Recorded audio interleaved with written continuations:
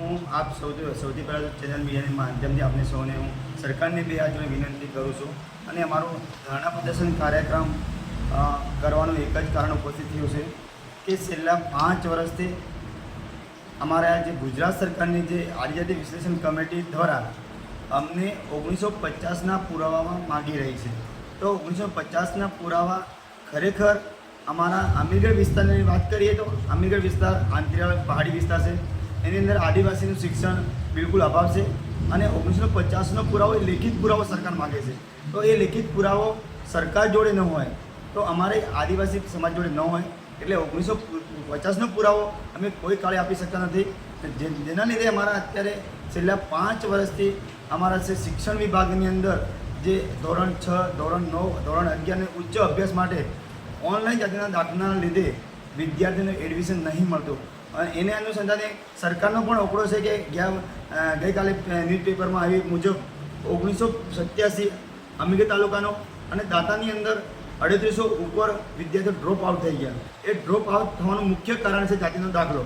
તો અમારે અમે સરકારને એક મંજૂરી પણ માગી છે 20 તારીખને લઈને અમારા દાખલો એક સરળ અને જલ્દી મળી રહે અને એડમિશન ઝુંબેશ ચાલે એ સમય દરમિયાન મળે તો અમે જલ્દીમાં જલ્દી એનું નિરાકરણ આવે તેને લઈને અમે તમામ સમાજના અગ્રણીઓ આગેવાનો મળી અને સરકારશ્રીને અમે ઉચ્ચ કક્ષાએ રજૂઆત કરવાના છીએ મામલતદાર મારફતે.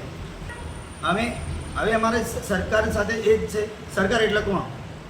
સરકાર એટલે જનતા અને સરકારમાં બેઠેલા એ અમારા પ્રતિનિધિ છે, કમિશનર હોય કે અધિકારી હોય. બિલકુલ. અને અમારા પ્રતિનિધિઓ દ્વારા જે કાયદો બનાવવામાં આવેલો છે, જે ઓટીપુટીવાળો છે અને ખરેખર અમારી જનતા અમારી વિસ્તારની જનતાનો બિલકુલ રાહે લીધા વગરનો કાયદો બનાવેલો છે. તો એ કાયદાને અમે સરકારને ધ્યાન દોરાવીશું કે ભાઈ અમારી સાથે વાટાઘાટા કરી અને સંકલન કરી અને 1950નો પુરાવો નહીં મળતો હોય એવા સંજોગોમાં સરકાર પરિપત્રમાં સુધારો કરી અને અમારી 73 ની નોંધને માન્ય રાખી અને જાતિનો દાખલો આપવામાં આવે તો સરકારની અત્યારે માની લો કે 80 વર્ષ થઈ ગયા.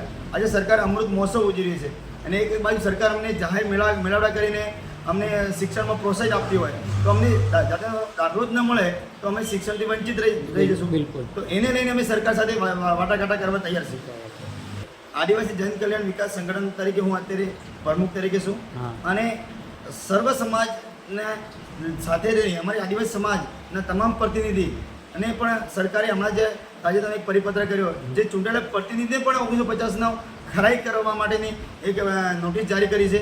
તો અમે અમારા સૌનું તકલીફ છે તો આ તકલીફને અમે સૌ સાથે મળીને નિરાકરણ લાવીશું અને સરકાર નહીં માને તો અમારા વિસ્તારની અંદર આવેલી તમામ સરકારી કચેરી આદિવાસી વિસ્તારની અંદર કોઈ પણ કર્મચારી હોય તો અમારા આદિવાસી વિસ્તારને એ વહીવટી કામથી અમે અધિકારીને અળગા રાખીશું.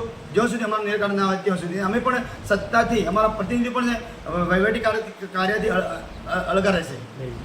આપનું શુભ નામ? મારું શુભ નામ રાજેશ કુમાર રામભાઈ દામા.